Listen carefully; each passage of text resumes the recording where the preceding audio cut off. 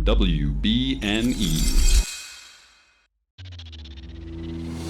Howdy, yokes, and welcome back to Bacon and Eggs. I'm Tyler Carlin. And I'm Ethan Edgehill. And today we're stealing a baby. Or maybe we're just breaking out of prison. So hold up a convenience store. And hold up a convenience store. Because today we're bringing you Raising Arizona.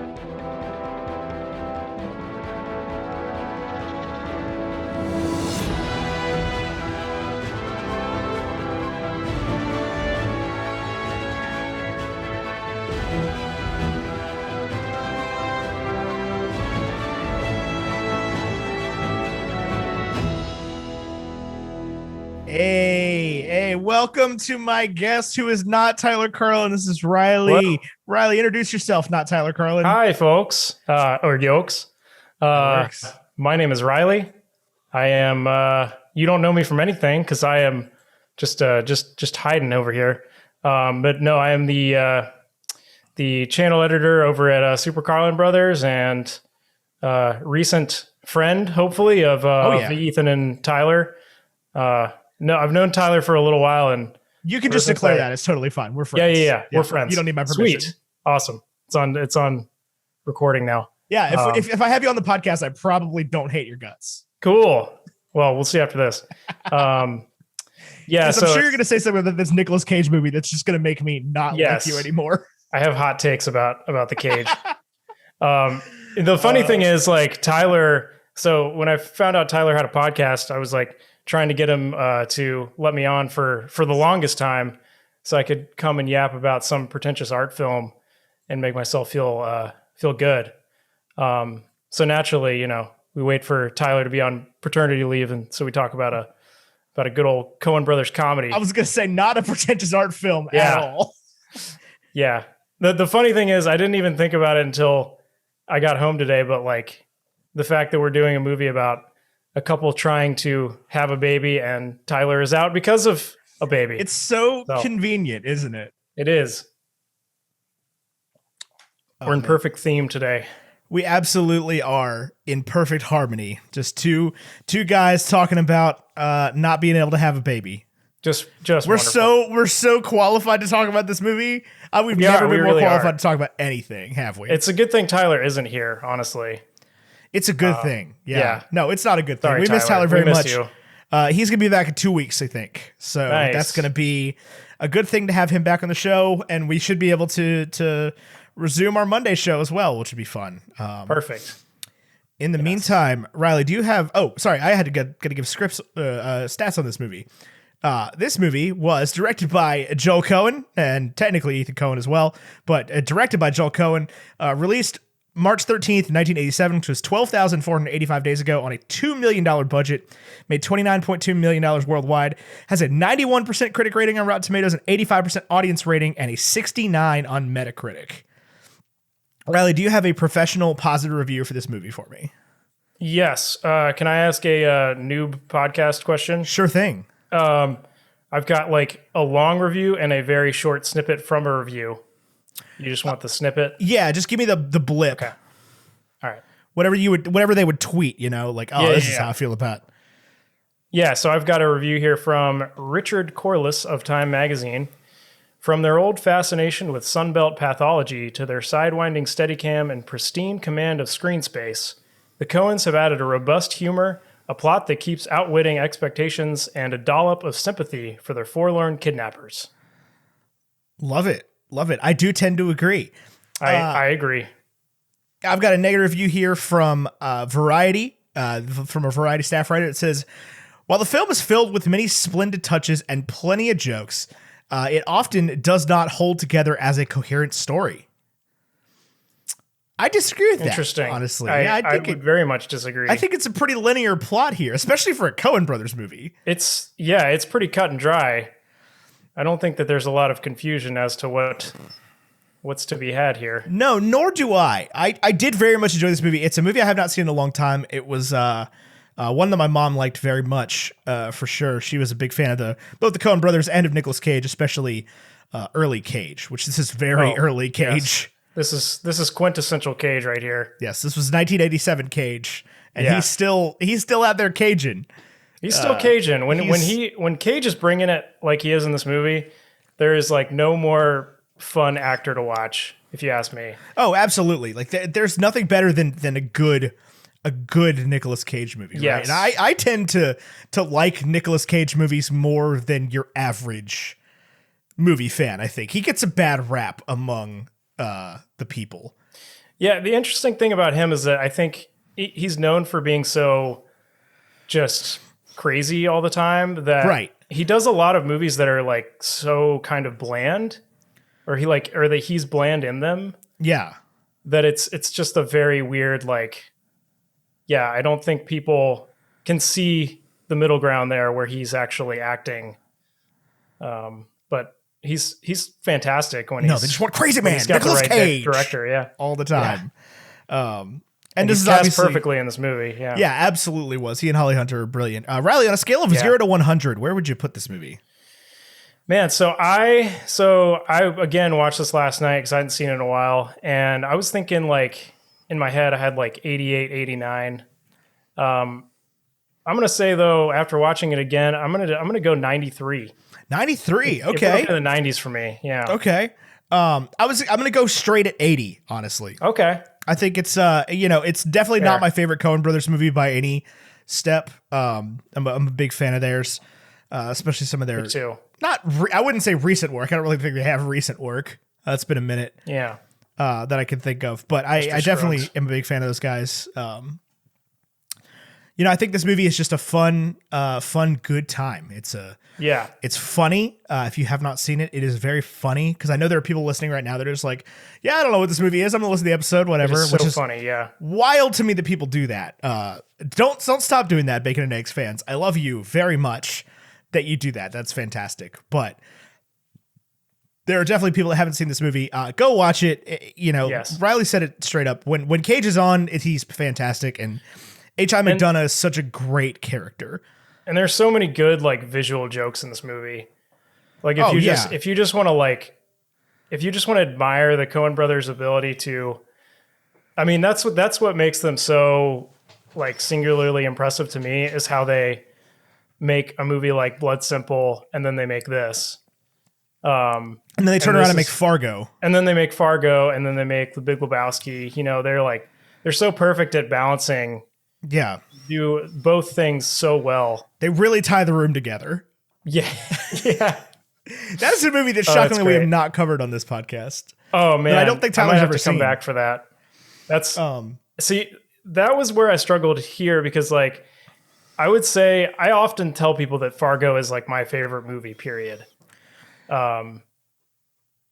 I just love that movie so much. I don't know what are we doing not covering Fargo? I know.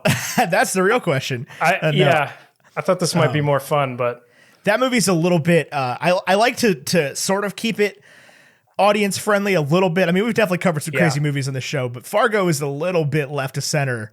If you are a teen that listens to this podcast, Fargo's a little bit left to center. Definitely get your parents' permission before going to nick.com on that one. Yes, please. That movie's a trip. I showed that to my girlfriend not all that long ago for the first time, and she was just like, what am I watching here? Yeah. So my experience with Raising Arizona is I want to say this was the first Coen Brothers movie I saw. I vividly remember seeing, one of those. I had an aunt who, like, kind of got me into, like, more indie, sort of like left of center movies and stuff. And I remember she had, like, the three box set DVD of, like, this, Barton Fink, and Miller's Crossing. And I was probably like 13. And I remember her just kind of being like, yeah, you're not going to enjoy any of these movies except for maybe this one. And so we ended up watching. Well, yeah, it's not all that often that they even do a, like, PG-13, sort of accessible movie. Which I would definitely call this one accessible. And if you see a movie called Raising Arizona, about Nicolas Cage and Holly Hunter raising a baby together, made in 1987, like, that's not what you get from this movie, right? Like, this is not Uncle Buck, right? Like, it's a comedy, but it's not an 80s comedy by any means. It's not like, it's not Steve Martin, right? It's not Cheaper by the Dozen. It's none of those kind of, like, poop and fart joke movies. Yeah. It is very. John Candy very is not in this at all. John Candy is, yeah. Make sure everyone is clear that John Candy is not in this. John Candy is not in this movie. I wonder what it was like when this movie came out, because it seems like such a weird movie to sell. Because you have like the Coen brothers who just made Blood Simple, which I don't know if you've seen, but it's like a really dark noir thriller sort of thing. I would guess your average Bacon and Eggs listener has not seen that movie by any means. Probably not. Yeah. Also, content warning for that. Yeah. But it's like, you know, so they kind of like come from that movie and they make this, and this is like almost like Looney Tunes. Like this is such a ridiculously like. Well, and you gotta think that a younger Wes Anderson watched the first 10 minutes of this movie and said, "That's filmmaking. That's what movies look like." Because I was just shy. I was watching before the credits come. Because after that, it's just sort of a more traditional movie. Before that, like it is so reminiscent of what we would describe as the sort of the Wes Anderson style. I mean, like center frame, locked off shots, like pictures of pictures, kind of quick cuts, people repeating things, making the same joke 6 times. Like it really gave me those vibes. It's an incredible piece of just like storytelling there in the beginning to set all this up. Right? Yes. That's like one of the first notes I had is like, I feel like this is maybe my favorite first 10 minutes of a movie. Or favorite like cold open that I can really think of. Because it gives you everything you need to know about HI. Yeah. It sets up the whole thing just so perfectly. And you get like, you know, you get that voiceover immediately telling you that like, you know, he's kind of, this guy's sort of like in over his head, or he's always kinder always than the world over his around head. him. Yes. You know, he's like, he's so naive to the reality of his world. Right. He's just like a sweet guy who just keeps doing these awful, dumb things. Robbing convenience stores, robbing the same convenience store every time he gets out of prison, you know, with a weapon. Mm-hmm. You know, with and it keeps going back to with no bullets. It keeps coming back to, you know, it's not armed robbery if the gun's not loaded. Yeah. It's like the fact that you know that. Yeah. I know. It's so funny how, like I think that's like what's so accessible about like the Coen brothers is that they have such a good way of making like really quirky characters who make really poor decisions. Sure. But you still can love them. Right. Which maybe is not true of all their characters, of course, but definitely HI and Ed are absolutely are up there. They do a good job of constantly throughout their movies of making awful people unlikable. I mean, very likable for no reason, right? Like, like that's always the sell with the Coen Brothers movie is like, I'm trying to think of good examples of movies people would have actually seen. Oh gosh, because I mean, even like John Goodman's character in every movie he's in every movie, yeah. The guy in freaking "Oh Brother, Where Art Thou?" Yes. That he's like a lovable Klansman, which is bad. Terrifying that they can do that. Or Steve Buscemi in where you're constantly rooting for him in Fargo, even though he's just this awful guy. Yeah. Right? Like you want him to figure it out over William H. Macy, who's just like, you know, not a great guy, but in a very different way. But polite. But polite. Yeah. Well, yeah. Yeah. Yeah. It's and that's what's Minnesota. That's what's also so great about this movie, because like, you know, Gail and Evel, the other two prison guys, they're like also lovable. And they're, you know, they're definitely like everything that happens in this movie is a result of a decision that Nicolas Cage has made, that affect him like both good and bad. Like, you know, going back to prison, multiple times leads him to being with Ed, and then, you know, also going back to prison multiple times leads him to not be able to adopt a baby. Sure. And then, you know, leads the two guys to come and find him. But, you know, like, you get great scenes with them when they kidnap the baby, where they're just like, you know, just loving it. Well, yeah, and that's the thing is, like, everybody loves this kid, right? Nathan Jr. Arizona, which the character of the character of Nathan Arizona Sr., the unpainted furniture salesman, which is such a Coen Brothers thing to have him do, right? To run the unpainted furniture warehouse. That character takes such a strange arc in this movie that I like would not have expected at all. Because you expect him to be like the worthless kind of deadbeat father, right? Like, where he's like, oh, you go upstairs and check on the kids. And then as soon as the kid is gone, he's just like freaking out on the cops. Like, I want my kid back or whatever.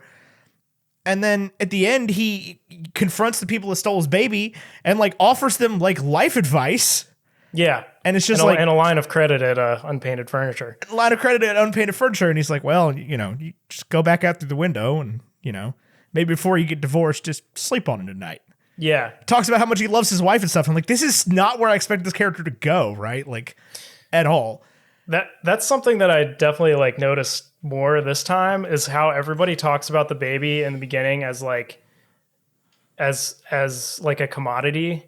Right. Like, everyone's like, the first thing that Nathan Arizona says when, you know, the news cameras show up at his house and stuff is like, you know, we're still business as usual at Unpainted Arizona.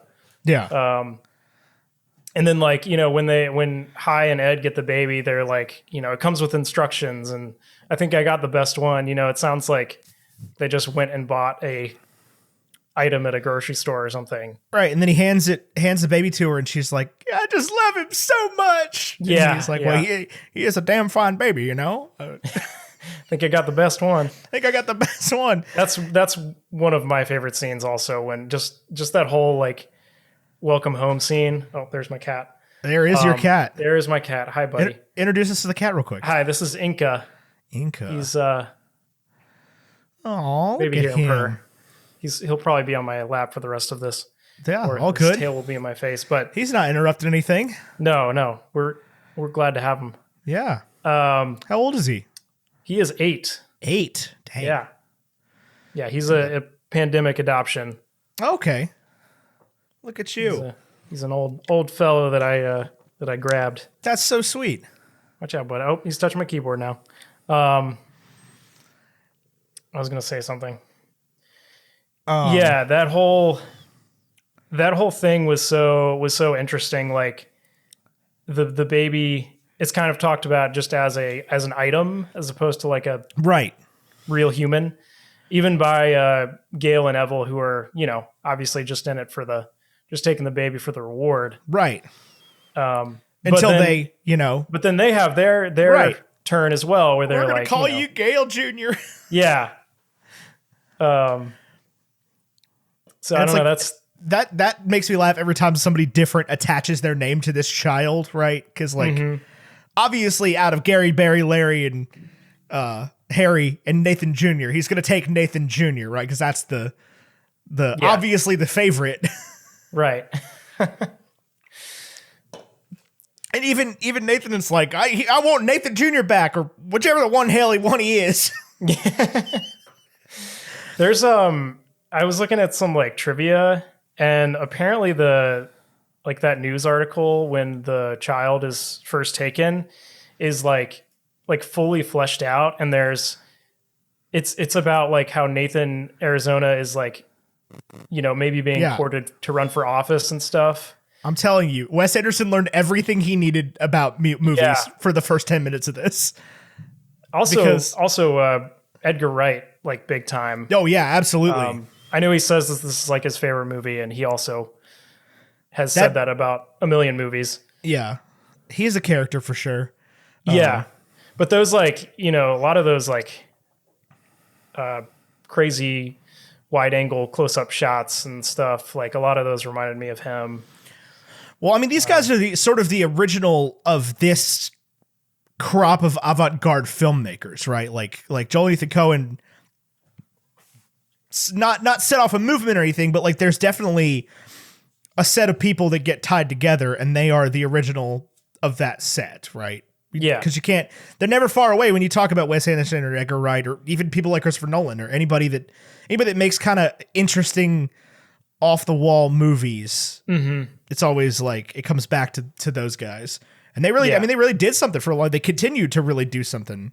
Ballad of Buster Scruggs was up for Oscars, which is a movie I just remembered happened.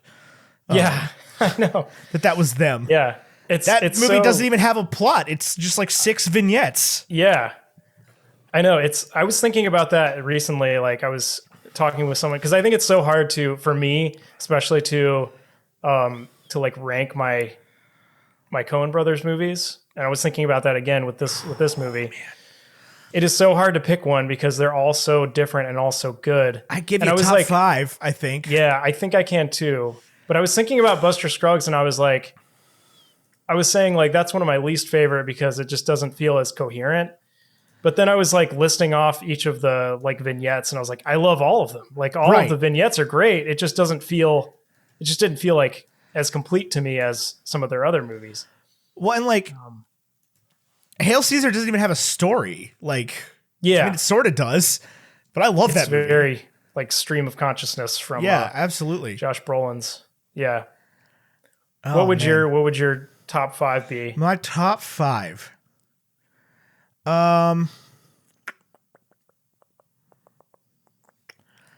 Definitely Fargo. Oh Brother, Where Art Thou?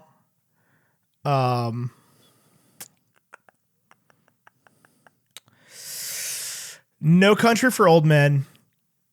Hail Caesar. And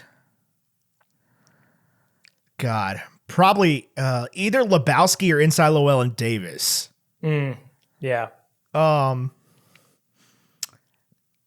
Yeah, I'm looking at them right here. I mean, obviously, I love all of them. I love Barton Fink. I really liked Buster Scruggs as well. Burn After Reading, I think, is the one that really didn't do it for me. Yeah, that's out of all of them, despite the fact that my band has a song named Burned After Reading. But well, it's cool. It's a cool title. Yeah. And that's top 5 in no particular order by any means. Okay. Yeah, I would say like it's funny because listening to yours, I'm like, yeah, like I think maybe 2 of those are in mine, but also like I can't argue with any of those because they're all great. But I would probably say Fargo, Lebowski, Raising Arizona, Blood Simple, and Inside Llewyn Davis. Yeah, would be mine. And then A Serious Man is amazing. Also, absolutely. I have A Brother Where Art Thou has been one of my favorite forever. Like that was probably the first one that I consciously saw. Mm-hmm. Like knowing that I saw it at the time, my mom was like, "You pay attention to these guys; they're special." And I was like, "Okay, cool." But I've always loved that movie. So that one's you're never gonna get that one out of my top 5. You're never gonna get Fargo out of the top 5. But it's like a dumb question, right? This episode of this podcast is obviously an open love letter to Joel and Ethan Coen. Ethan Coen being the only Ethan I refuse to defeat in my ever present quest to defeat all Ethans. He's the only one that's safe. Yeah, I've said on the podcast before that my arch enemy is Ethan Hawke, and that one day I will be more famous than Ethan Hawke. Oh my gosh! Despite the fact that he's in some of my favorite movies. Yeah, I love Ethan Hawke. You can do it.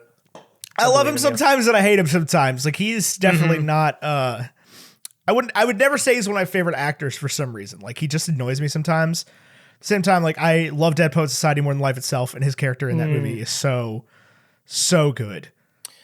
I'm gonna say something that is not gonna be popular. I have never seen Dead Poet Society. Oh man, dude, it's such a movie. It's not one of those ones where I'll be like, "Oh, what, you haven't seen?" No, but it's such a good movie. I mean, is there anything that's particularly stopping you from seeing it? Like, no, I think it is one of those movies that's like you haven't seen that, and I just never saw it. I don't know. Sure, yeah.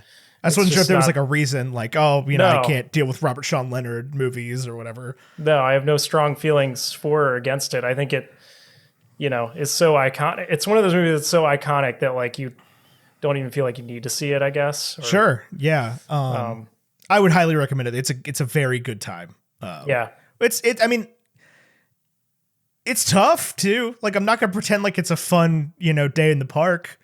Like, it's very heavy. Definitely content warnings on that one. Yes.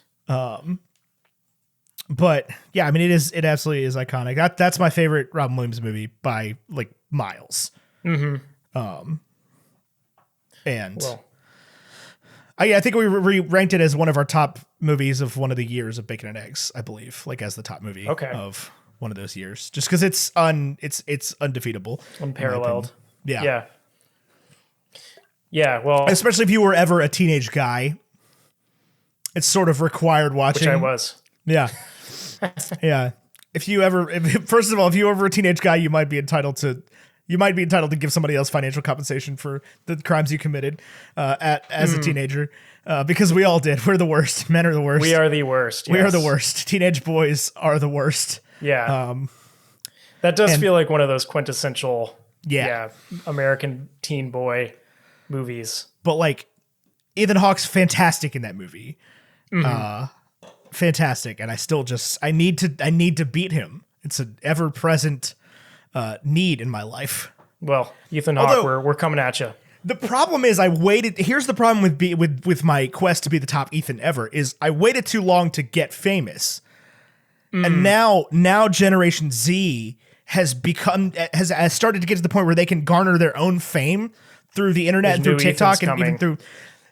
There's so many Ethans. Yeah. Because I was born in an era where nobody was named Ethan, right? It was me and one other kid at my high school, right? And now it was like one of the top 5 boy names in the world for like 7 or 8 straight years.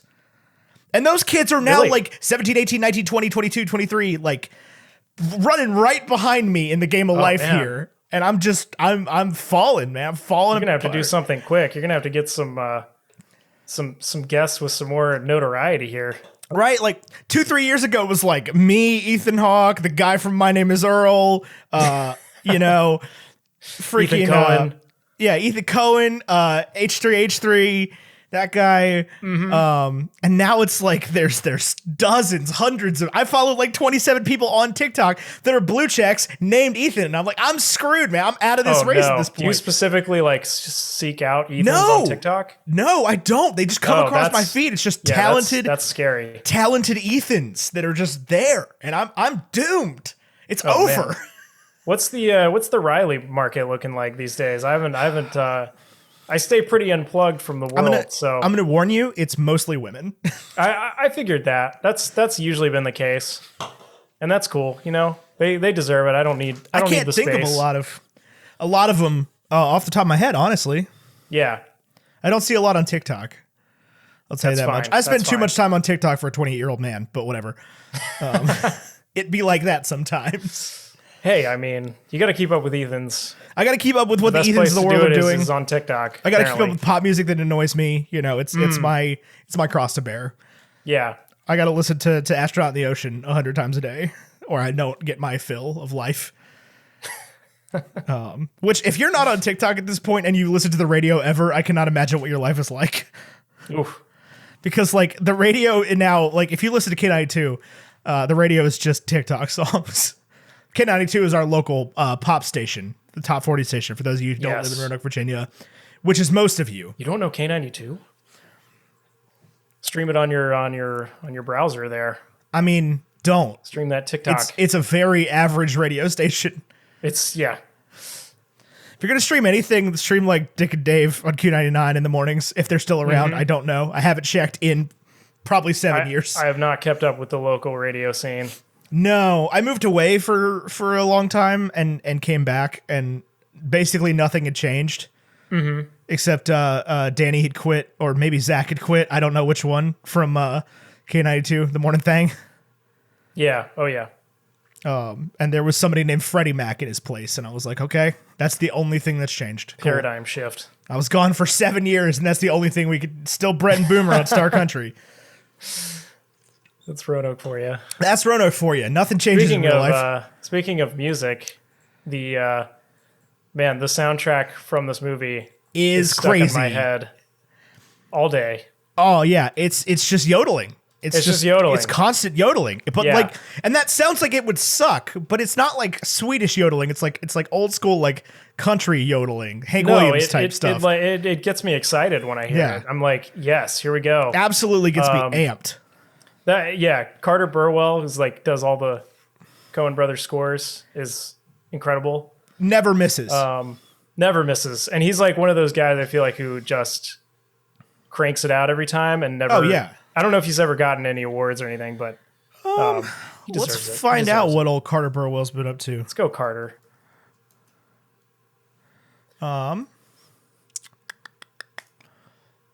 He's a strange looking fella, turns out. There is not a section on his Wikipedia page about awards he's won, so I'm guessing Well, yeah, not too many. that might make sense. Then.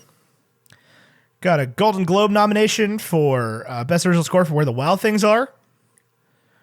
Okay. Nominated for Golden Globe and for Academy Award for Carol in 2015. Nominated for, oh man, this is a good one.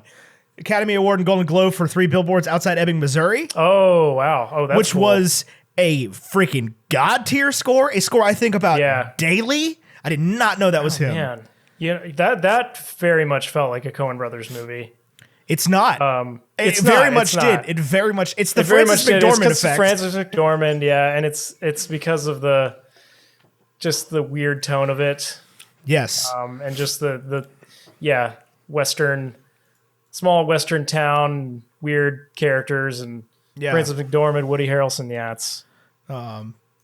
It was Martin McDonough, who is. Oh yeah, he did that. Not a name I know off the top of my head.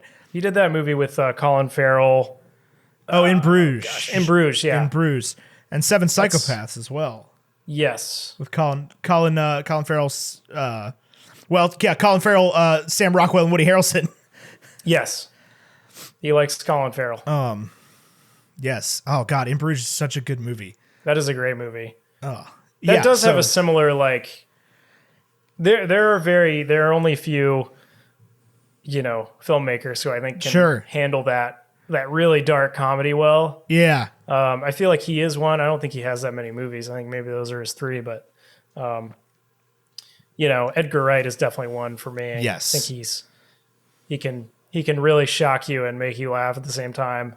I mean, the Cornetto films are so good, or whatever they're called. The Cornetto trilogy, yeah. Yeah, I mean, just like we have not ever covered any of those. I don't really know why. I think the only Edgar Wright movie. No, we've done Scott Pilgrim and Baby Driver. Maybe? Yeah. Oh yeah. Done Scott Pilgrim and Baby Driver. They're all so good. Baby Driver is one of my all-time favorites, which I'm hesitant to say these days because of numerous actor-related issues in that movie. Yes. Unfortunately, yes. But that's one of my all-time faves for sure. Not known for his score, but a phenomenal soundtrack nonetheless. Phenomenal soundtrack. Yeah. I think Carter Burwell has done 16 Coen Brothers movies. my gosh, they have 16 Yes. movies? Yes. See, that is It looks like he's just done every wild. single one of them, yeah. It's wild that they have 16 movies, or I mean, probably more than that, right?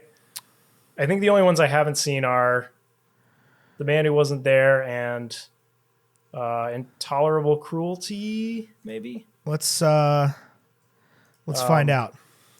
84, Blood Simple. 87, Raising Arizona. 90, Miller's Crossing. 91, Barton Fink. 94, The Hudsucker Proxy. That's not one I'm familiar with, honestly. That is a fun one. It is definitely not. Sam up there Raimi in the co-wrote the greatest. script and served as second unit director. Fun fact. Yeah, that is one thing I was gonna say about this movie is that it feels there's so many like Evil Dead shots. That crazy shot that goes through the house and then goes to the wife, Florence, Arizona's mouth, like screaming. That felt so Evil Dead. And I think like they all kind of came up together, Coen's and Sam Raimi, and because Blood Simple has a lot of those cool shots too. Yeah, I mean, very noir kind of wild. I don't know, man. It's crazy. Some of their movies are just over the top on how good the cinematography is for no reason. Yeah. And that's what I love about directors like that is like they just go all in for no reason on movies that don't even need it necessarily. Well, they know exactly like what style to choose for each thing. Sure. I think that's what's so like I kind of mentioned it a little bit before, but I think like I always think of like the Coen brothers and like Tarantino as kind of the people who got me into like filmmaking. Yeah. Because they make such like entertaining movies at surface level, but then you can like go a layer deeper and just appreciate the script writing and the Right. the cinematography and all that. But the Coen brothers, I think they've aged better for me than Tarantino, first of all, but also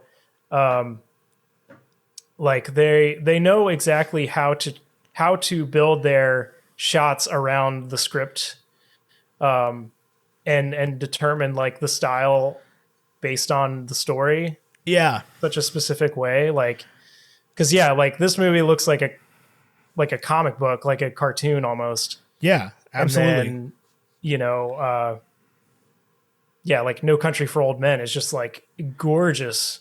Yeah. God, that movie's Inside so Llewyn good. Davis is gorgeous. I mean, all of their movies are beautiful in some way. They're just different. On the subject of Tarantino, Tarantino's an interesting one for me because like a lot of people are going to tell you the Coen brothers did their best work in the 90s, right? Yeah. And a lot of people will tell you the same thing about Quentin Tarantino, but like Quentin Tarantino has made his best movies in the last 10, 12 years, I think. Like Inglourious Bastards, Django Unchained, and Once Upon a Time in Hollywood are like, they're my favorite Quentin Tarantino movies. Far and away. Yeah, I do not agree, but I mean, that's fair. I just think that I mean, Pulp Fiction's great, right? Like Reservoir Dogs, I love. Pulp Fiction, I could probably live without ever seeing again, honestly. Like, really? yeah, it's a great movie. It's just, I don't even want to say it's because it's overplayed. It's just like, I don't know. I'm just kind of bored of it, honestly. Yeah, I think that movie is a little like it's become so. Again, it's another just so iconic movie that inspired so many people that everybody tells you you're supposed to like it, but it's not necessarily for everyone, for sure. I don't know. He's like Tarantino has aged for me because like I would say he was like my favorite filmmaker when I first got into movies. Okay. Or like, yeah, between him and the Coen brothers. But I don't know, like as I've gotten older, just his like, he just feels so much more like sadistic to me. Yeah, I mean, that's valid. And also, I think like I kind of know like going into a Tarantino movie how it's gonna, not necessarily how it's gonna play out, but like you kind of know what the tone's gonna be, and you kind of feel like you kind of know where it's gonna go. Sure. Whereas a Coen Brothers movie, it's like, I don't know if they're making a comedy or a drama or what, sure, whatever in between. I don't know. I thoroughly loved. Could take or leave The Hateful Eight, honestly. Yeah, that's my least favorite for sure.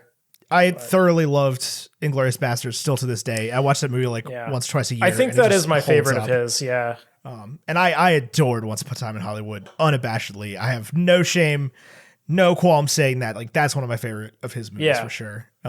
I loved the first 2/3 of it.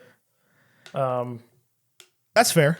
But I can see that. I mean, I would never like, again, it's the same thing. Like I would never tell anyone that they're wrong about which movies they love. Well, that's the thing is Quentin Tarantino gets so interesting because he's got like what, 9 movies total that he is like properly directed, and people get so like, oh well, I don't like his later work, and it's like he has 8 movies, right? Yeah. So know what? Yeah. It's not like this man's cranking. He's not Stephen King, right? He's not cranking 30 out a year. Yeah. Although it looks like the current TBA from the Coen brothers is a Macbeth adaptation, which I'm very excited about. Which I think is the first movie that Joel is doing without Ethan. At least that's what I think it looks like it. Yeah. That'll be the first film directed by one of the Coen brothers without the other's involvement. Did something happen, or I honestly, I feel like maybe I saw that it was just like they needed a new challenge or something, but who knows? A24 movie. Okay. Huh. Yeah. So Interesting. It is funny. Isn't it funny how even like the Coen brothers, like, I read a thing that said that this is like still one of their most profitable movies.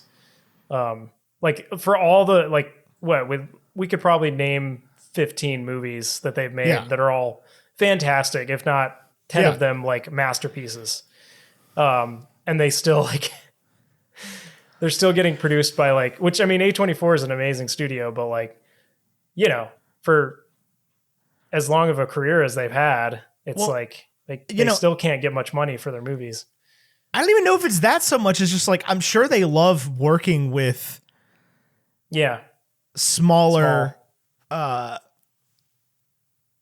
production companies and distributors just because like, those people respect the vision, right? Like imagine them trying to make a Disney movie, right? Like, although I will pay any amount of money in the world that it takes to get a Coen Brothers Mandalorian episode. Oh my gosh. Yes. Anything you want to do to make that happen. That would be incredible. It doesn't even have to have the main characters in it, right? Because that would be the beauty of it is that Din Djarin's not in it.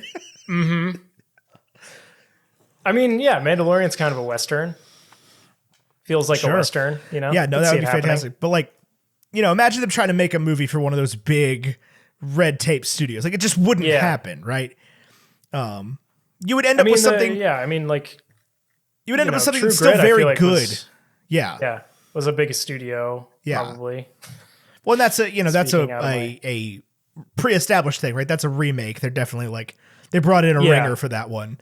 That's a Paramount Pictures. Makes sense. But you would end up with something much more along the lines of, and this is not a bad thing by any means, but you end up with something much more along the lines of like There Will Be Blood, like a movie like that is I think what you would get out of the whole studio executive system being involved head to toe in a Coen Brothers movie. Totally. Is you would end up with just like another sort of Oscar baity dark movie about the American West. Right. Which is fine. There's I never get tired of those, right? I never get tired of these small town kind of like isolation type movies ever. I will never get tired of it. No, definitely not. And I would love to see them make like another, I guess I would call this like a screwball comedy. Yeah. It's the closest thing they have to it for sure. Sure. I just love this. I love this type of comedy. Again, it's just so visual.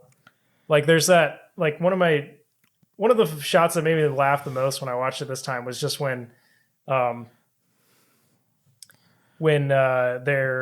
they first realize that Ed can't have children and Nicolas Cage is just staring in the mirror with shaving cream on his face and a razor.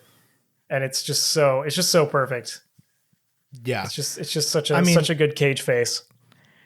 He has quite the face, man. He is a we talk about eyebrow actors sometimes. He is a whole face actor. Man. He is fully like hair acting in this movie. Like his hair is doing some things. Especially in those early days, when he was young and like very, very thin and like just giving it his all, trying to be his own man, trying to not be Francis Ford Coppola's nephew or whatever. I almost said niece. What would you say is your favorite Cage? Favorite Cage? God, I'm gonna have to like even a favorite Cage era maybe. See, I'm a 2000s Cage guy, man. Like a proper, because like I love the National Treasure movies completely unironically, right? I love Gone in 60 Seconds. They are genuinely fun movies. Yes. That whole, because that's what I grew up with, right? That's what Nicolas Cage was doing when I was a kid, and when he was in every movie. There's a lot to be said for 90s Cage. Face Off is such a good movie. Face Off is so fun. Yeah, but like Con Air, sure. But yeah, I was a adaptation, Matchstick Men. Like adaptation, one of my favorite Cage movies by far. That movie's crazy. I love Chris Cooper in everything. Yes. At this day, I think like his best, my favorite of his. Yeah. Just great acting. Like, that's a properly, Yeah, that's a properly good lead movie for Cage. Properly good movie and a proper like suitably great role for him. Yeah. I can't look at an orchid the same way. I never have been able to after that. No. That's a Spike Jonze movie. I mean, you're never going to stray too far with that one. Charlie Kaufman script. Yeah. And you had even things like I loved The Wicker Man. I loved Ghost Rider, unironically, when I saw it. Wind Talkers, great movies. Yeah. Gone 60 Seconds, I think, is another one of my favorites. But yeah, there's a lot to be said. City of Angels, Face Off, Con Air, The Rock. Yeah. 90s was a good time too. Really fell off there after that, though. After the fell 90s. off a little bit, although Mandy was a really cool movie. But so I have heard. I have not seen Mandy. Yeah, well, you will never cover it on this show. I'm led to believe as much. But there is a chainsaw battle with Nicolas Cage. Okay. So if that doesn't sell you, then I don't know what will. When he just shows up in places unexpectedly for no reason, doing fantastic. Like, I loved him as Spider-Man Noir, right? Like, that was such a cool thing to do. That was so fun, yeah. Yeah, when I didn't know Cage was in that movie, that just elevated it to a whole new level. There he is in post-production for a movie. Theoretically in post-production for a movie called The Unbearable Weight of Massive Talent. Oh. In which he plays Nicolas Cage. Oh, that is... And the synopsis on IMDb says, a cash-strapped Nicolas Cage agrees to make a paid appearance at a billionaire superfan's birthday party, but is really an informant for the CIA since the billionaire fan is a drug kingpin. What? Oh, this sounds amazing. Yeah, so far that's Pedro Pascal. Tiffany Haddish. Neil Patrick Harris. Wow. What on earth is happening? Oh, Cage. If this movie gets made, that would be my new favorite movie. Oh, I forgot he's playing Joe Exotic too. Oh my gosh, yes. That's the great thing about Cage, though, is he will do anything, right? He was like, he was in all of Teen Titans Go to the Movies as Superman, like, and that was apparently something people love him for. Yeah. Wow. There's so much Cage out there. There's so much that Cage I have out not there. unlocked.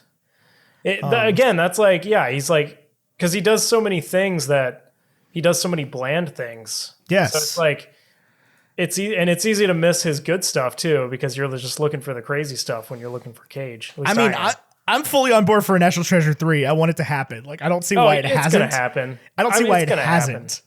Yeah. It is absolutely going to happen. They should have kept making those forever. Like, what is the matter with Nicolas Cage and Justin Bartha finding treasure? Like, who? Yeah. Which one of them is against this idea? Is Harvey Keitel too busy? It really can't be Cage. He's not saying no to much. Well, because he's constantly broke.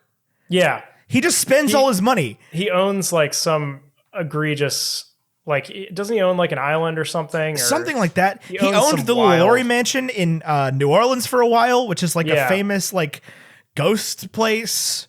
And then it was like seized by the government. Yes. And he has like a $200 million mausoleum in New Orleans to be buried in when he dies. Like, the man's insane. Yeah. And he has basically spent every single dollar he's ever made. Somehow. So he continues to be acting. Yeah. It's like the white Samuel L. Jackson.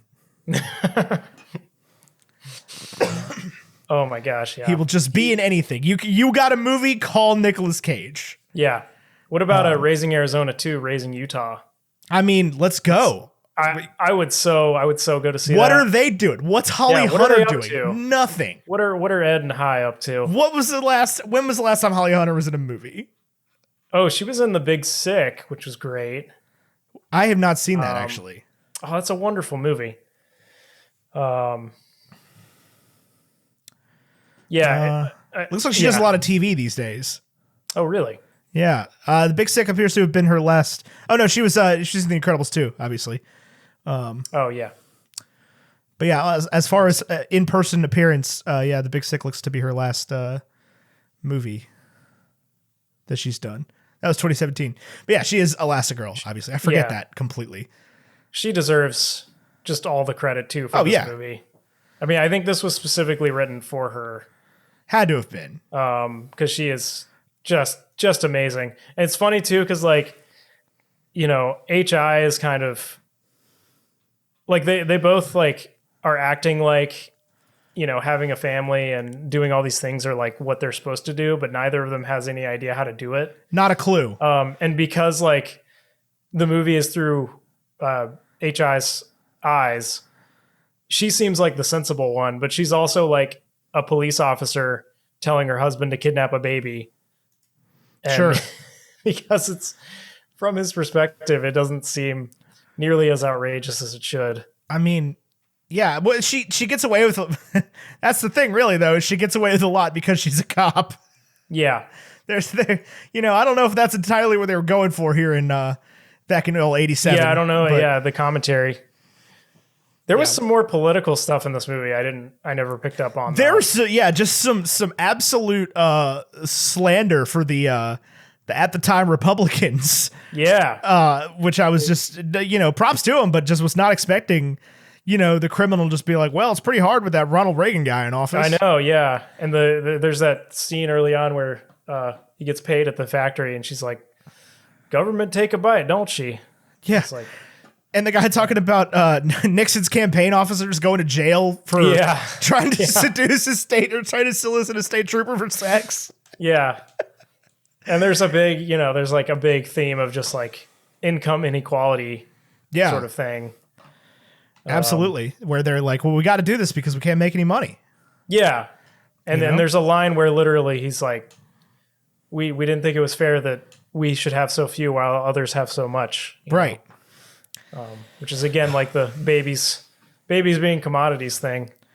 Well, like who needs 5 kids at one time, man? Like I know you're not trying for that, but like Jesus. And you know Nathan just had those babies to help his political favor. Sure. Yeah.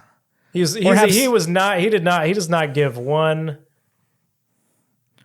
one when the babies are up there getting kidnapped. He's sitting there just because babies are supposed to thump around. That's normal. Yeah. Newborn in the crib babies, which those children were at least like 2 years old. Let's be honest. Yeah. But there's a funny thing. Yeah. No thumping. There's a funny thing with like another thing with like Coen Brothers movies, especially in this movie, where I feel like you see like moments or like scenes you wouldn't normally see in a movie. Sure. Like that. Like there's just that long cut of them like looking at the ceiling when the babies are thumping. And I don't know, that just feels so them that you would think, I would think it'd be a quick cut, like a yeah. And then and then I was also thinking about that like later on when they when Gail and Evil rob the bank, and there's just like a 15-second early, you know, like 30-second delay of like, do you want us to freeze or get on the ground? And it's so funny. It's like, where do those tellers go? They're like, we're down here. Yeah. You told it. The Gail, they're just following your instructions. It's so good. God, I had a point I was going to make. What I love is that when High breaks into the house, the babies are all just sitting there in the crib, you know, lined up under their names, sitting there with the lights on. Yeah. Seated. Like, obviously it's a movie, but I'm just like, what is this house? Mm-hmm. They do a great job of making that room just look absolutely enormous and the hallway looking enormous because you're, you know, supposed to think about the babies there and everything. Right. I think they do a fantastic job with that, but it's just like they're sitting there in their diapers with the lights just on display. Also, it's again like he's going to a baby store or something. It's like they're all on display. Well, and I think it's really funny that they make such a point of asking and making a joke about what the kids were wearing when they were kidnapped. Yeah. And like the dad doesn't even get it right. He's like, they're wearing their damn jammies. It's like Yoda they jammies. weren't though. They were in just diapers, man. Like they were sitting there in their diapers. He's not paying attention. No, he's absolutely not paying attention. But it's not like anybody says that at any point. It's not like the wife comes up and is like, actually, Nathan, they were wearing their diapers, not their damn jammies. Mm-hmm. You know, so you just got to figure it out on your own, right? You got to put that one together that he's just like useless as far as that goes. Yeah. I don't know, man. This movie's hilarious. This is a good It one. is so This is a funny. fun And then one. like it had me more emotional than I've ever been watching this movie. I don't know what it was. The ending is kind of heavy when he makes that Yeah. speech at the end. I was not really, It really expecting is. that. I think this movie, like, again, it's like it's always fun to rewatch stuff that you know, Sure. watched as a kid or when you're younger. And not that I hadn't, I'd seen this movie like fairly recently before this, but just thinking about it in the context of like where I am in my life now, and like, the expectation of like, are you gonna have a family? Are you gonna do all these things? And it's like not really knowing what I want to do. And it just, I don't know, it just felt way more like H.I. and Ed were in that same of just like, this is what we are supposed to do because we're Americans and we have, we do these things. I don't know. It got me, that final scene where their grandkids are coming in. And Oh yeah. I think that's maybe like, cause Big Lebowski again, I think was, I have a hard time saying I like this movie more than that, which, not that I have to declare a definitive answer, but Yeah, you didn't update the rankings today on what your favorite. I haven't refreshed my rankings, but I know you keep that. I know you keep that out in your front doesn't, yard. That big billboard yeah. that says, "This is my favorite Coen Brothers movie." Yeah. But that movie doesn't have the emotional No stuff in it as much. No, But that one's still definitely a roaring different good one time. for sure. Yeah.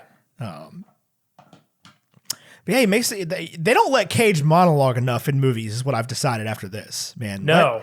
Let Cage do the monologues. Let him do the voiceovers. Let Cage do the monologue. Let him do his own hair, please. Please, yes, absolutely. Let him style his own hair. You ever seen Moonstruck? I haven't. Oh man, That is another. Yeah, that's a big. it was the same year. It's a strong Cage performance, but a strong year for the Cage hair. Yeah, For sure, man. That's with Cher. Is Cher in with that Cher, too? yeah. Yeah. And he's got a fake wooden hand the whole time Oh my gosh. that he chops into with a knife at one point. That movie's wild. If someone had told me that Nicolas Cage had a wooden hand in that movie, I would have seen it years ago. Yeah, you should watch it. It's I wouldn't call it a rom-com by any means. It's interesting. It's a funny one. It's a strange one for sure. Yeah. But yeah, he does that whole monologue that if it's not here, then maybe it's a land not too far away where the parents are strong and wise and capable, and if it's not Arizona, maybe it's Utah. Maybe it's Utah. Yeah, and then This is a great line to end a movie on. such a great line. And then he has that when he has the standoff with the Mad Max guy. What a wild inclusion. Yeah. It just makes it feel so like this movie already feels like, again, like a comic book or like a storytime fable or something. And that guy is just so over the top. Yeah, you bring in this road warrior, Yeah. Easy Rider type bounty hunter. Yeah. Just blowing up bunny rabbits on the road. But even that, he blows him up at the end and he's apologizes to him. Because he's a good guy. Hai's a good guy at the end of the day. Yeah. He's And a also, little misguided, but He's a little misguided. Yeah. But yeah, even the reason why he gets Gale and Evil to be involved in the whole thing is because he punches Glenn in the face because he asks if he can sleep with his wife. It's like he does all these things, and you're like, he does them for noble reasons. They're not good decisions, but they're all in the moment. You're like, yeah, hi, but then they come back and yeah. Well, Glenn may have deserved it, honestly. Glenn deserved it totally. He's a little bit of an asshole, a little bit of a maybe a racist. Yes, I guess he is definitely. He's maybe more annoying than his kids, and his kids are pretty annoying. Yeah. His kids, honestly, I think were my least favorite part of this movie. Really? Yeah, because we started to lean almost into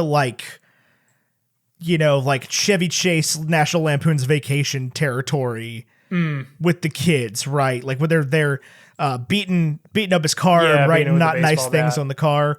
potentially writing some things you just can't say anymore on the car. And I was just like, and they're breaking stuff constantly, and like, we definitely almost got to the point where I was like, okay, this is not where I thought this movie was gonna go. Not really where I wanted this movie to go. Yeah, they're terrible. Because there are plenty of movies, especially from this era, where it's just like, oh man, we got kids and they suck. And we just let them do whatever they want. We just let them do whatever they want. We're terrible parents, right? And, but everybody loves Nathan Jr. Everybody loves. They want him to be Glenn Jr. And he's a beautiful boy. He's a beautiful Glenn and Gale. Glenn and Gale being the two men there threw me off.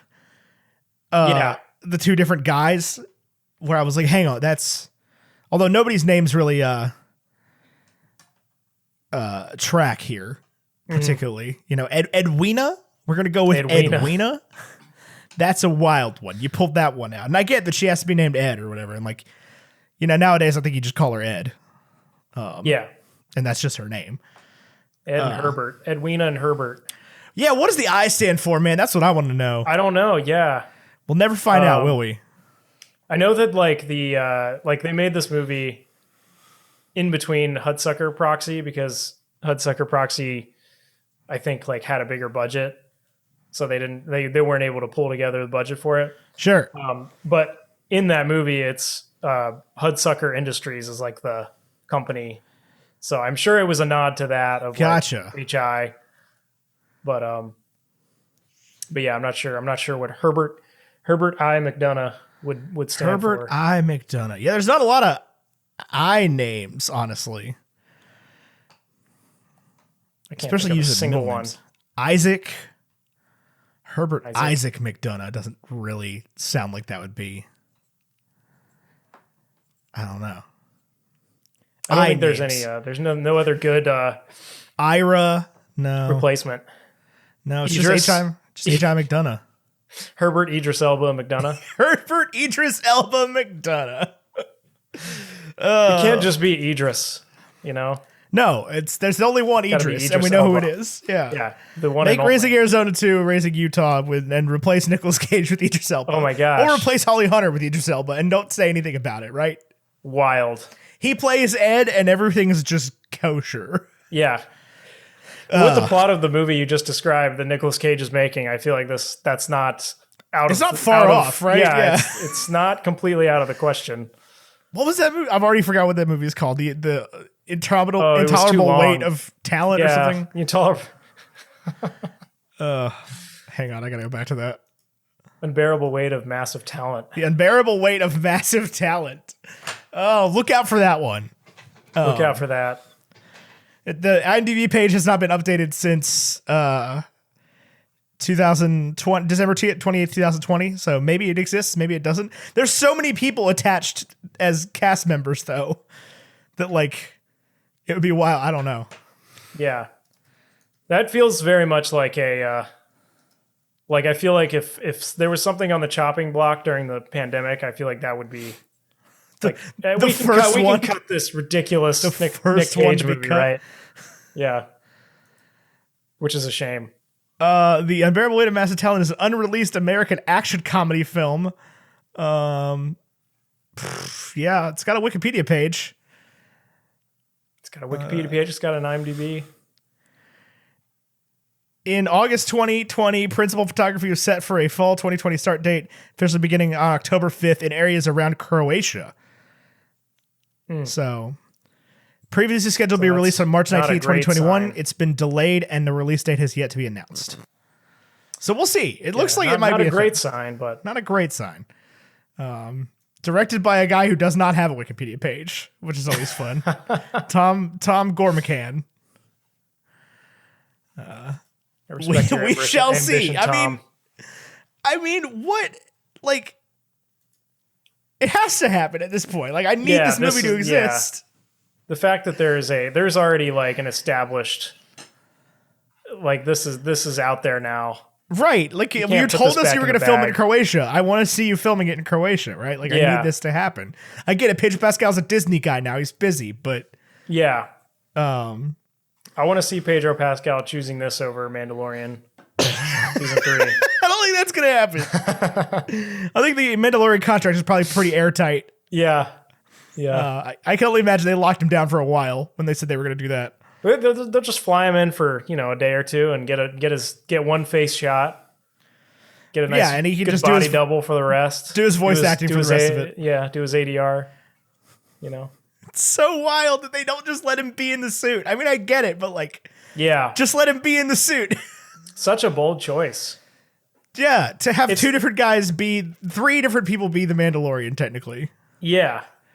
Because there's an action body double and a just walking around body double.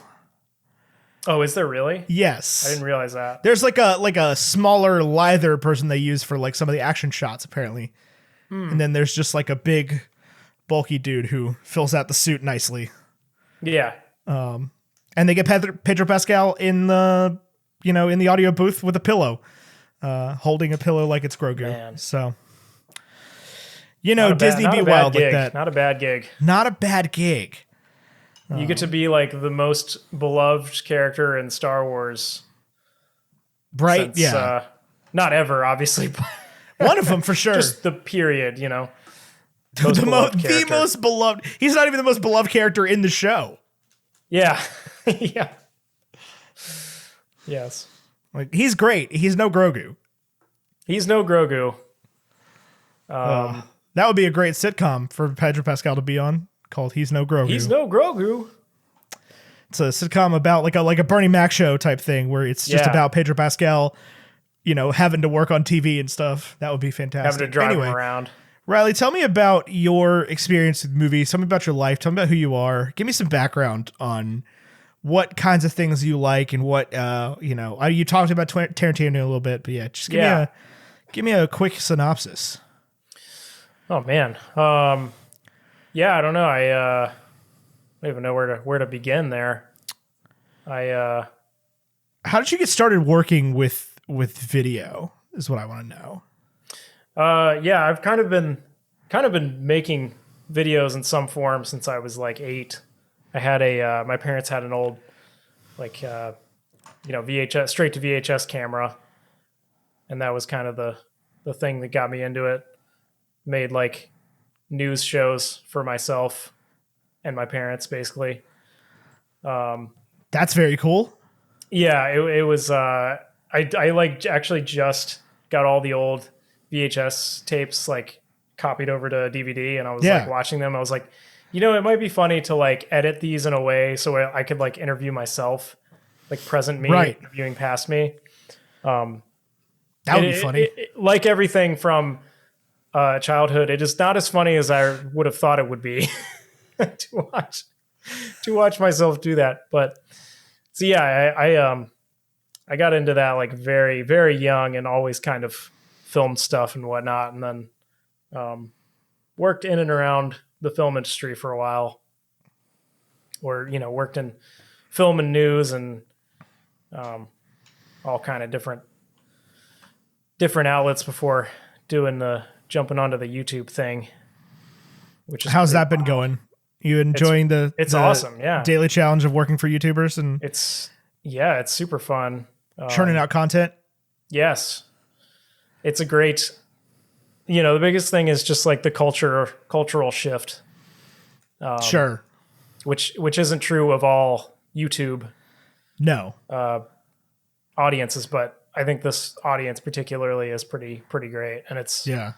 I would definitely say like because like I used to work for a news show and I worked on commercials and stuff, and this is the first time I feel like people are actually watching stuff that I get to help make, so it's pretty awesome.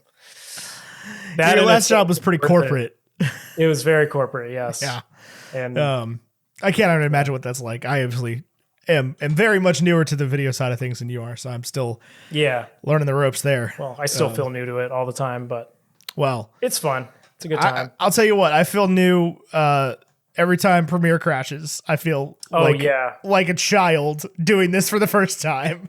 Dude, yeah, it's I would never let anybody treat me the way Adobe treats me. Is honestly like I would not let another human being be this unkind to me at every venture. And not give me any reasoning why. Just tell me why you're doing this to me. Yeah, it'll give me a text file full of garbage information that doesn't mean anything to me. Yeah. Yeah. And then you go on an Adobe forum and there's 30 other people who are screaming for answers and no one from Adobe and will have answer been the question. since 2009. Yeah. And like, the problem is we need Premiere Pro, and this is getting very niche for those of you who don't know what video editing software, how it works. Yeah. We need Premiere Pro. We need like a prosumer version of Premiere Pro, right? Because like I don't need to edit an IMAX movie, right? I don't need the capabilities that Christopher Nolan has. Right. But I also, I need some of the capabilities. I need it to work. I need it to work, right? But I don't I will take a slightly dumbed down, not to the Premiere Rush level, obviously, but like I will take a prosumer version of Premiere Pro that isn't necessarily Premiere Pro. You know what I'm saying? Right. Well, they do have like Premiere Rush or whatever. No, that's garbage. That's it's a heaping trash pile. I don't think it's for anyone. Like it's terrible. It's worthless. Great for TikTokers. Yeah. Because I see videos all the time where it's like, how to edit your TikToks, cool. And it'll be like, open Premiere Rush. And I'm like, nope. All right, click away. Yeah. Right. And it's like, that makes sense. Sometimes I open Premiere to do things I don't even need it for, right? Like that I could just like accomplish, in the iMovie app on my phone. And I'll be like, no, I got to turn this over to, I'm going to spend an hour doing this for no reason. No, I have to have a headache doing this. Yeah, this has to ruin my day. Yeah. Although I will say it's like I learned on Final Cut. Like my first editor I used was Final Cut. I've never used Final Cut. Fun fact. It used to be great. Like Final Cut 7 was the one I learned on, and it was just super intuitive and great and seemed to work. But Final Cut 10 is I just open it and I just get annoyed. And I'm sure it works for people well, but I don't know. Adobe like has pulled me into their web, and now it's hard to get out of it. Sure. I would pay $150 for a Blackmagic color grading plugin, like a DaVinci Resolve plugin for Adobe Premiere. I'll tell you that much. Because I tried using Resolve as an actual like nonlinear editor one time, and that was the worst experience of my entire life. It's not great. Yeah. I've really tried to like, because this is the first full-time like editing job I've had. And so I've tried to like with some of the stuff I do outside of that job, I've just been like, I'm just going to cut this in DaVinci just to free myself of Adobe outside of, the normal hours. And it just takes so much time. And I know it's probably partially because I don't know the program as well, but no, it's everybody has these problems. It's a garbage editor. It's great for color grading, but as an editor, it's garbage. So I color grade my music videos in Resolve. Okay. Which usually means I need to like export them and then timeline and then recut the video basically. Because it doesn't love doing the proper export out of Premiere, so I usually just bounce it to ProRes and color grade it that way.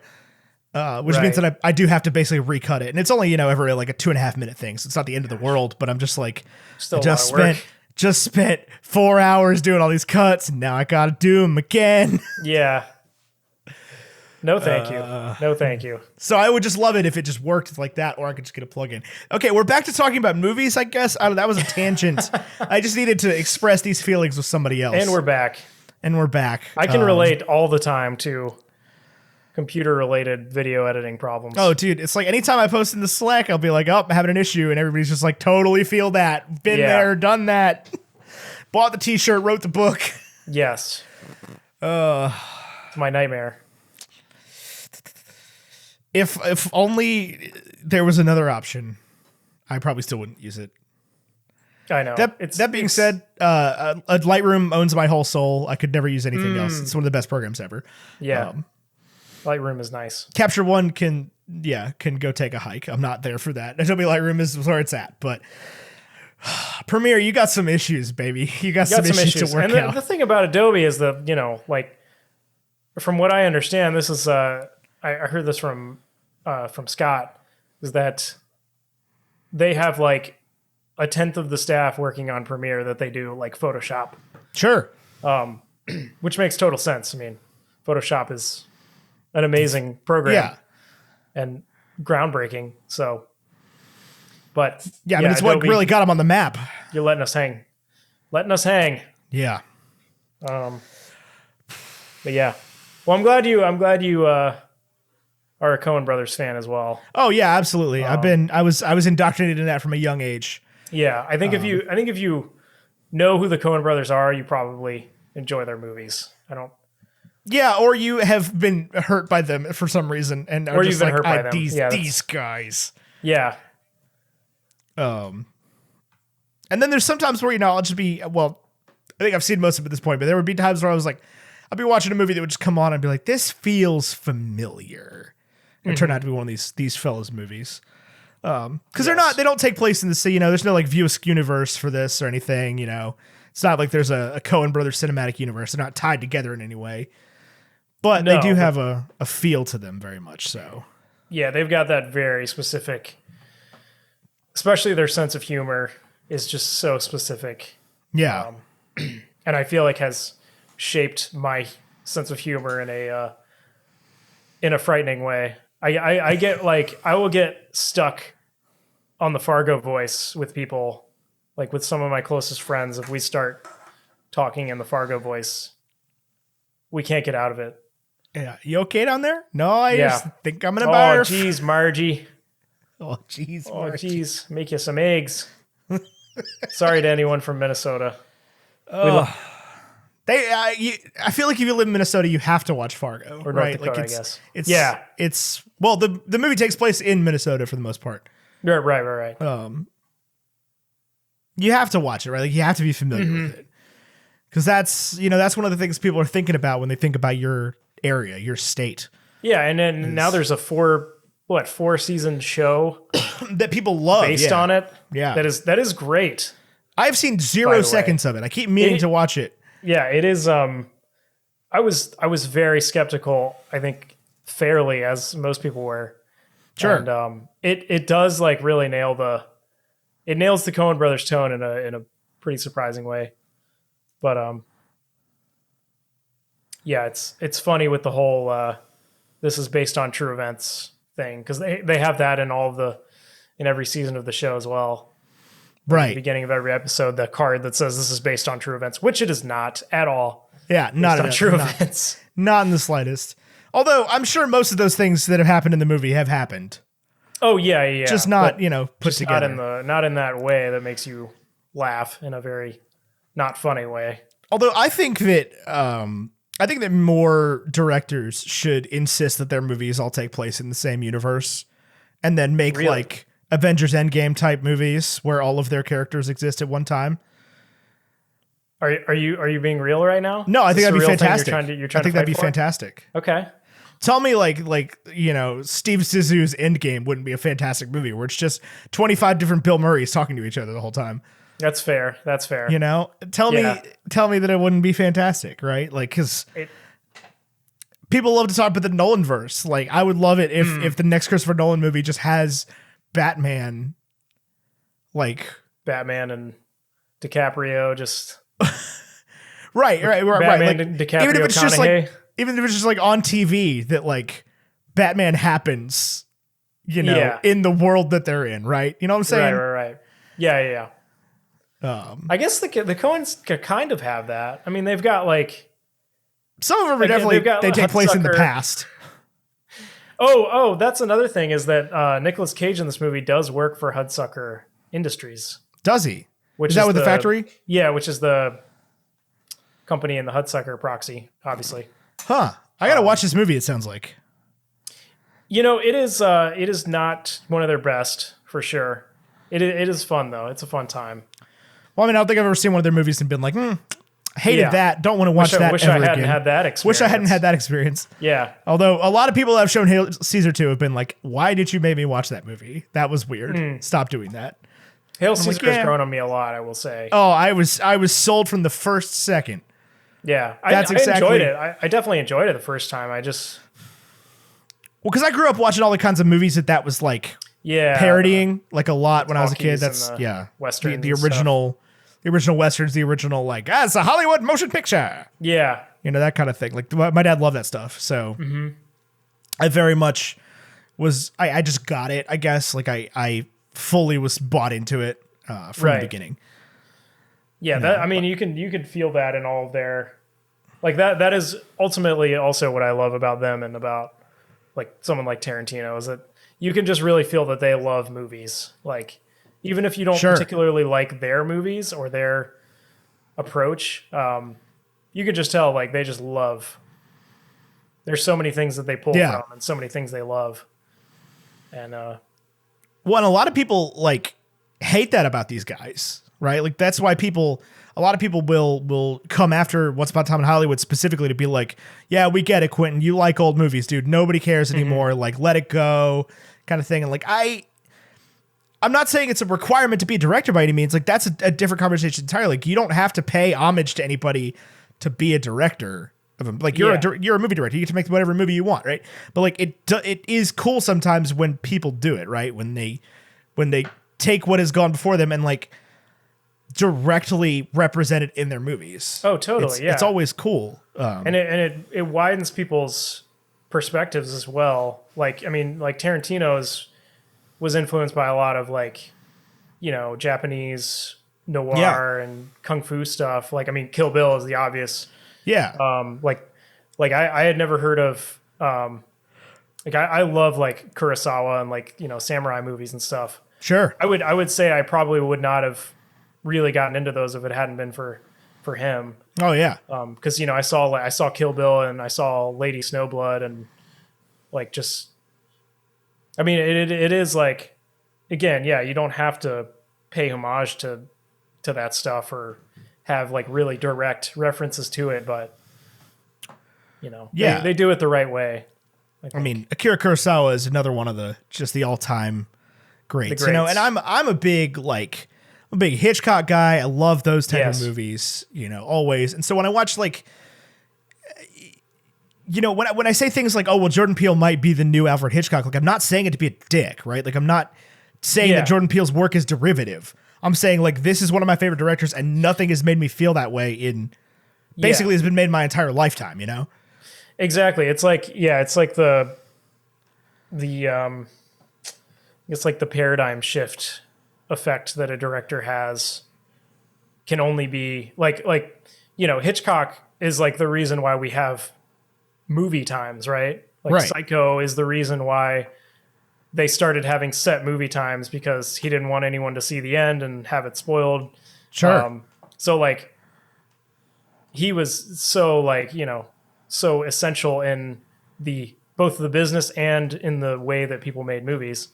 And I feel that same way about Jordan Peele too, is that he's both representing those things and, making completely his own story and his own voice out of it. Well, Jordan Peele's one of the first directors that's come along in a long time that's really broken any boundaries, right? Mm-hmm. To some extent. Where, a lot of the movies that have ever been made or will ever be made have sort of been done to some extent. And there's, everything is going to be derivative to a certain extent, but then you get people to come along and ideas that come along every now and then and very much challenge the status quo. I mean, it's the same thing sort of that Marvel did where like, they made 22 movies or whatever, 23 movies in 12 years, 10 years or whatever it was that were all part of the exact same thing. Right. And then they put them all together in one big movie. It's like, that was unheard of, right? The only thing that came close was James Bond, and that was over 40 years. So like it definitely is not that there are no rules left to be broken. It's just that like things seem so safe now that when a movie like Get Out comes along, it really challenges, it challenges cinema in general. It challenges horror to do better. It challenges a lot of things to kind of pick it up, And I don't ever think that's a bad thing. It opens the door for so much more. Sure. And it's accessible to, and the more and more audiences. More and more movies we get made, in theoretically in Western cinema by like foreigners, by people like Bong Joon-ho, and more movies that get made by people of color and women, the more that like these stories are going to come out, because like there's only so much white man perspective you can want or need, and we've had a lot of it over the past 100 years of cinema. That like when a movie like Parasite comes along, it shocks people to the point where like, oh yeah, now we all want Korean movies, and that's fantastic, you know. Yeah, I don't think we need to remake those movies with American actors in English. Please not do that. Let's just go ahead and cancel that Train to Busan remake. Yes. I didn't know that was a thing. Yeah, they're doing an American Train to Busan remake. For some godforsaken reason. Even though we've had for 2 years now, we've had movies that spoke almost entirely in spoken Korean. Be up for one that won, but be up for Best Picture at the Oscars, right? Like that was not an invitation to take these movies and westernize them, right? Nobody asked for that. Yeah. Just watch a movie with freaking subtitles. Oh my God. It'll just become completely like sterilized too. Because there is a movie called hang on. It's a Julia Roberts movie, I think, called The Secret in Their Eyes. Hang on. I gotta Google this real quick. I've not heard of this. Yeah, Secret in Their Eyes. Yeah, Julia Roberts, Nicole Kidman, and Chiwetel Ejiofor are in it, and Alfred Molina, and it is a remake of an Argentinian movie. It's like a spy thriller kind of like. Yeah, I would have thought it was one of those Tony Scott movies, the like Man on Fire, like Inside Man type movies. Mm-hmm. That kind of vibe, but it is a remake, a very bad remake of one of my favorite foreign language movies of all time, which is, you know, it translates the same thing as The Secret in Their Eyes, and it's an Argentine movie. And we brought it to America and just freaking ruined it. Yeah, completely. Well, even I mean, like the example that comes to mind for me is like Old Boy. Oh my! Which is just an amazing action movie. So good. Yes, the original. And then Spike Lee, who's like, you know, I mean, incredible filmmaker. But the remake was just not good. Yeah, Spike Lee should have known better. Yeah, I know. Yeah, it just doesn't need to be done. We've, you know, that type of thing, and the like, especially like, you know, with a movie like Parasite, like all the cultural like touchstones that kind of refract throughout different cultures are like part of what makes it so good and so unique. Right. Because Parasite even has like almost like a westerny, like you can tell that Bong Joon-ho had been influenced by, you know, people like Western stuff, but it's like, again, it's completely his own voice and his own vision and a totally different cultural touchstone for it. It doesn't need to be translated and sanitized and westernized, and it doesn't need white people in it. It doesn't have to take place in Los Angeles, right? Like it doesn't need to people are smart when you let them be, but the people in power so often do not let us be. And that's like a lot of what I come down to, especially with things like music and movies, is that people are like, you know, you're just being elitist or whatever. Like you're telling people not to see these movies. Like, no, I'm not telling you not to see the movie that gets made, right? Mm-hmm. I'm saying that we should demand more of filmmakers. Yes. We should demand fewer remakes, more original stories, more foreign stories, more stories made by people of color, more stories made by women. Like, yes. I'm not saying don't see a movie that your favorite white male director made, right? Like, no, but you've probably seen it before. Yes. You've probably seen that movie before. Yes. Like, I'm saying we demand better of the people in power. Yeah. Not necessarily like demand more of the audience. And, it's the whole industry. I think it is undergoing a change. Sure. Slowly, but, you know, like movies like, you know, like Moonlight and Get Out and Parasite, you know, have really kicked that open to where it's because, I mean, you know, the unfortunate thing is that things have to be financially viable before they get mass produced, of course.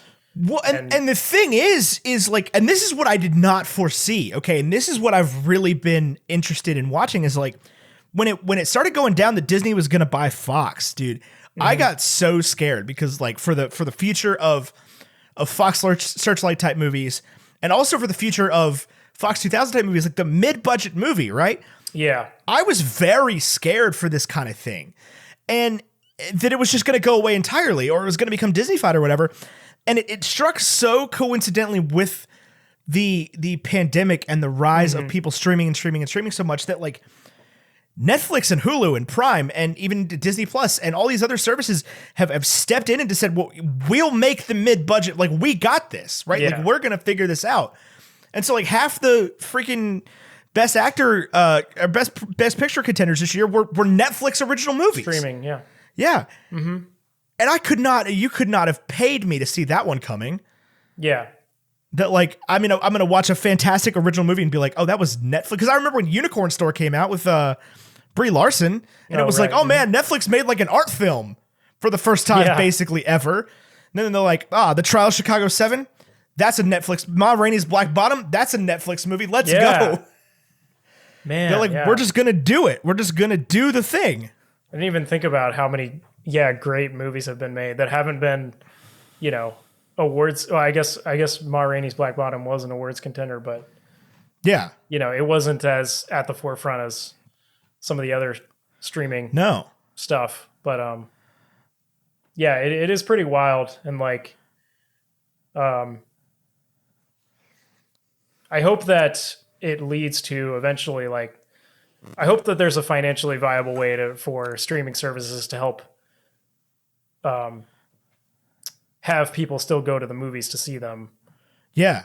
Because I think that is obviously a super valuable part of the experience. Yeah. I think it's just it's gonna, well, and especially if you keep having partnerships like you did with Warner Brothers and with HBO Max. Yeah. Is that like Warner Brothers is committed to putting these movies on HBO Max and to bringing everything there, but that's still Warner Brothers, right? Like when the theaters open back up, they can just be like, cool, we've got all these movies and we're going to put them in the theaters. And like, I don't see why Netflix couldn't, because it's not going to hurt Netflix to license their movies to AMC, right? Right. Especially since we're going to come back with shorter windows for things to be in theaters. That's basically confirmed. Is that like when things come back, we're working with a 4-week theater window essentially before it goes to being crazy. On demand and to go into streaming. Yeah. Just like at least for a while, at least for the next year, theoretically, it's definitely changing the landscape entirely. But I think that is really what is going to end up saving the mid-budget movie, right? We're having where all of a sudden there are more and more. It happened overnight, basically. I wasn't even watching when it happened. That we've got more and more like original stories all of a sudden being made by these streaming services, and they're good, right? Absolutely, yeah. And that was what was crazy is that I just didn't even see it happen because I was too busy on this show yelling about the death of the mid-budget movie that I missed the fact that they were still making them. Yeah, that they had found a completely new platform. A completely new home. So like I think that if A24 wants to work with one of the Coen brothers, they're going to do fine. A24 has obviously proven that they can just basically do no wrong to some extent. It's crazy too to just see like, it's plenty of money. Although we'll see what happens with Scott Rudin. I know he's involved with a lot of their projects, and he is Harvey Weinstein type canceled now. And he was a big money guy behind all that. So that's not. That way? Doesn't that suck though? That like those are the people who hold that.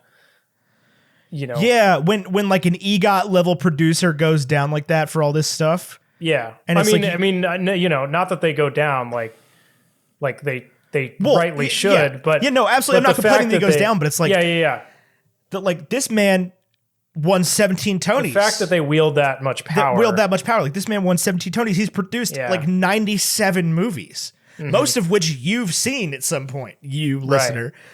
So it's like those people are the people that are making these movies, and that's obviously we got to get them out, but it's like those are the money guys. It's definitely going to change the landscape. Yeah.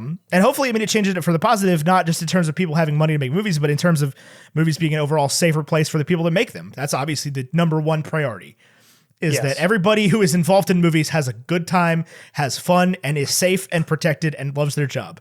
That is rule numero uno, is that nobody assaults them ever. And if some of the movies have to go because of that, then that's fine, because the money guys are in jail. That's okay. I'm cool with that. We don't need to see those movies. No, yeah, I'd rather not see those movies. But it was hearing about that the other day, I was like, dang, I had no idea that's about a big that. one. Yeah. Yeah, Google that one real quick. It'll Yeah. It's not great. It's not great. Because it actually came from the Broadway side of things, apparently. That like enough of the actors in his Broadway shows were just like, this guy sucks. Please stop making us work with him. Please stop giving him money. Please stop letting him make movies and stuff. And so they looked into it, and yeah, he's a pile of trash, essentially. May end up in jail. We'll find out. I know he's just like a monster producer of everything. I mean, yeah. You know, he's one of like I said, like 10 to 15 or 17 EGOT winners. It's won all 4 Emmy, Grammy, Oscar, Tony. Yeah, I mean, I Googled his name in the first, like one of the first photos is him with the Coen brothers. It's like, yeah. Yep. Well, because he's supposed to be producing that Macbeth movie with Ethan Coen or Joel Coen. Right. For A24. Although I don't think A24 is going to be hurt by him. Without him. No, A24's. They're not going crushing anywhere. it. Honestly, crushing it. Yeah. Equal measures, great movies and absolute flops, but just nobody pays attention to the flops. I don't think I've seen one of their flops. They have they've done so many movies in the last like 6 or 7 years that like you just haven't seen them, right? Like they just don't go anywhere. Right. But then you watch, The Lighthouse or Midsummer or Lady Bird or any of those. Mm-hmm. A lot of people hated mid-90s. I'll tell you that much. I have not actually seen it. I didn't love mid-90s. Yeah. I would say it's one of the weaker ones I've seen. It had so much potential. Yeah. I know. I was very excited about it when I saw the previews, but The Farewell also was an incredible. I have not seen that incredible movie. Oh, it's so beautiful. Yeah. Beautiful movie. Well, I think we're about at wrap time. You got any final thoughts about this movie, about the Coen brothers, about really anything else? Oh man, I don't know. I just love this movie. It makes me happy every time I see it. Just a rocking good time, really. It is a very I don't know good what else one. To say. Oh no, you're all good. I'm glad you made me watch it here in this day in May of 2021. It was a great time. It was a great, just fun way to pass an hour and a half. Very short, bite-sized movie. We can do Fargo sometime. That'd be absolutely. Fun. I will definitely, because I don't think Tyler's ever seen that one, so that'll be a fun one. I'd like to hear Tyler's thoughts on it. Yeah, that'd be a fun one for him. Yeah. I know he's a big Brother Where Art Thou fan. He's a big Hail Caesar fan, but I don't think he's much of like a pay attention to the guys who make that kind of thing. I might be wrong off the top of my head, but that strikes me as being true. Riley, if we want to hear interesting, fun things from you, where can we find you? Gosh, nowhere. Fair. Nothing wrong with that. No, just check out the YouTube channel, Super Carlin Brothers. Who are they? Just these guys. They make Disney, Marvel, Pixar, Harry Potter content. Never heard of them. Yeah, they probably got a cool brother though. Yeah, they got a cool brother. No, seriously though, I just have a good time making that stuff, and fair enough. I don't have any. I don't have a Twitter. I don't have any of that. So no worries, man. Yeah. It's great having you. I love to bring on people that have some different kind of opinions from our usual type of movies. I used this Tyler break to like get into some different stuff. We did Tombstone last week. That was a great time. Yeah, I listened to part of that. It's cool. That's a great movie. I know. I am a fan of your podcast because of that, because I think it's often mixed with many different opinions. Oh, dude, that was the first thing I said when we did this show, is that I didn't want to just be like another we cover every new movie that comes out kind of and just talk about how much you love it and that's it. Right. Exactly. Yeah. And we do try to talk about movies that we genuinely like a little bit. It's no fun to hear anybody talk crap about your favorite movie for 2 hours, right? Like that Yeah. sucks. There's plenty of podcasts out there like that. So like, it's all kinds of stuff that people are like, hey, can you cover this? I'm like, I really didn't like that movie, and I'd rather just not. Yeah. Like we've been historically against doing The Greatest Showman because I hated that movie. I did not see it. I just don't have anything positive to say about it, right? Like Yeah. it's not gonna be fun for me or anybody else listening. So. No.